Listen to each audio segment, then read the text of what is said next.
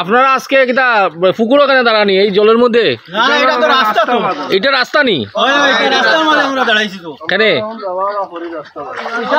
রাস্তা আজকে তো 30 বছর আগে আমরা মুন্সি আব্দুল নিয়ে রাস্তা বানাইছিলাম। আচ্ছা, আর আজ 30 বছর ভিতরে 10টা টাকা খাওয়া হয়েছে না কোনো রাস্তা। যেটা হয়েছে মনে করো আমরা নিজে 10 টাকা 20 টাকা করে উঠাইয়া আমরা রাস্তা বানাইছি। রাস্তা বানাই আমরা আটা বিরা করিয়া। আর যত মন্ত্রী এমএলএ এমপি পঞ্চায়েত যতজন আইলা খালি খুঁয়া যায় বলে আমরা ভোট দেওয়ার বাদে আমরা ভোট পাইয়া আমরা তোর রাস্তা বানাইমু। একটা মানুষের রাস্তা আর যেমন তার কথা কাম করাইছি।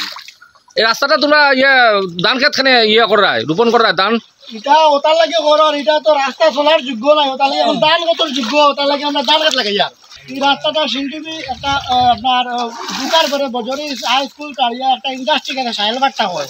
সাহেলবাগটা ছাড়িয়া তোর বাম দিকে এই রাস্তা ঢুকছে। এই রাস্তার ওলা ভয়াবহ অবস্থা খারাপ। এখন আর শেষ বাচ্চা হচ্ছে এটা আর দিতে পারছে না শেষ ছাড়া। এটা এখন বন্ধ, এখন তারা এমতেও যায় না। আর এখন লাগাইছেন কি জানি রাস্তা খারাপ। ও এক তারা উদ্মা তুলিছে এরকম মসজিদও না স্কুলও না কুচ্ছু না। এখন সারা মানুষ গরম মরে দিতাম আর বারণই নাই রাস্তার লাগে। আর আজ 30 বছর ভিতরে 10টা টাকা খাওয়া হয়েছে না কোনো রাস্তা। যেটা হয়েছে মনে করো আমরা নিজে 10 টাকা 20 টাকা করে উঠাইয়া আমরা রাস্তা বানাইছি। রাস্তা বানাই আমরা আটা বিরা করিয়া।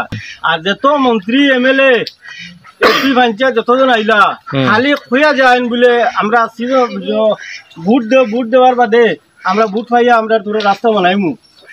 একটা মানুষের রাস্তা আর যেমন তার কথা কাম করাইছি।